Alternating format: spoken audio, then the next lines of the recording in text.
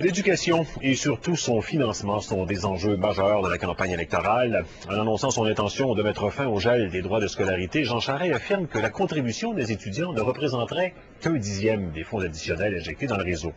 Une analyse de cet engagement révèle toutefois une réalité différente. Épreuve des faits, Anne Panasok.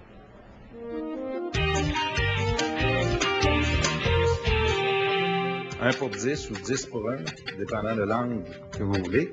Alors, pour 1 milliard de dollars de plus, les étudiants ajoutent, eux, 100 millions de plus. M. Charest ment à la population quand il dit que pour chaque dollar qu'il va aller chercher dans la poche des étudiants, il va aller en injecter 10 d'argent neuf. C'est de la fausse représentation. Voici les faits.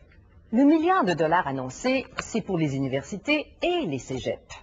La somme n'est pas détaillée, mais selon la répartition habituelle, ce serait 400 millions pour les cégeps et 600 millions pour les universités. Pour chaque dollar provenant des étudiants, le gouvernement va donc injecter 6 dollars. C'est donc un rapport de 1 pour 6 et non de 1 pour 10. J'ai trouvé insultant de la part de André Boisclair de venir dire que c'était pas 1 milliard. Il dit les coûts de système, ça compte pas. L'argent annoncé, c'est à la fois pour entretenir le réseau universitaire et le développer. Les 600 millions, 480 iraient au coût du système, c'est-à-dire aux augmentations de salaire, l'équité salariale, les réparations, bref, entretenir la maison. Reste donc 120 millions pour le développement des universités pour les rendre plus compétitives, c'est-à-dire améliorer la maison. On doit nécessairement les payer, les coûts du système, parce que, imaginons pour une université, pas payer les coûts du système, ça veut dire faire des compressions budgétaires.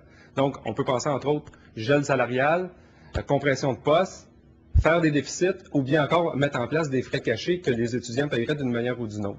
On parle de désinformation, à savoir que c'est pas du 10 pour 1, mais que c'est majoritairement du 1 pour 1 ou du 2 pour 1, et c'est les étudiants qui le financent essentiellement. Il faut regarder le vrai réinvestissement qui est annoncé. Le vrai réinvestissement, il vient de la poche des étudiants.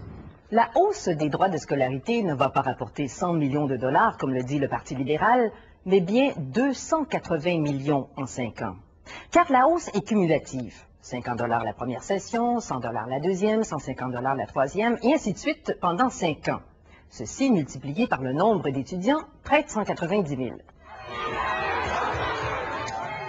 Rappelez-vous l'autre engagement libéral effectué l'été dernier. 240 millions de dollars en 3 ans pour les universités qui crient famine, dont 90 avant la fin de l'année scolaire. Il fallait qu'on ait l'appui du gouvernement fédéral, mais en même temps, il disait est-ce que c'est possible d'avancer, de commencer, et puis de se rembourser lorsque l'argent viendra. C'est ce qu'on est en mesure de faire présentement. L'argent n'a pas encore été versé. Faites vos calculs. 240 millions de dollars plus 1 milliard de dollars. Est-ce que le Parti libéral n'est pas en train de nous annoncer comment il entend dépenser l'argent d'Ottawa, le milliard 250 millions attendu en compensation pour corriger le déséquilibre fiscal? Anne Panasok, Radio-Canada, Montréal.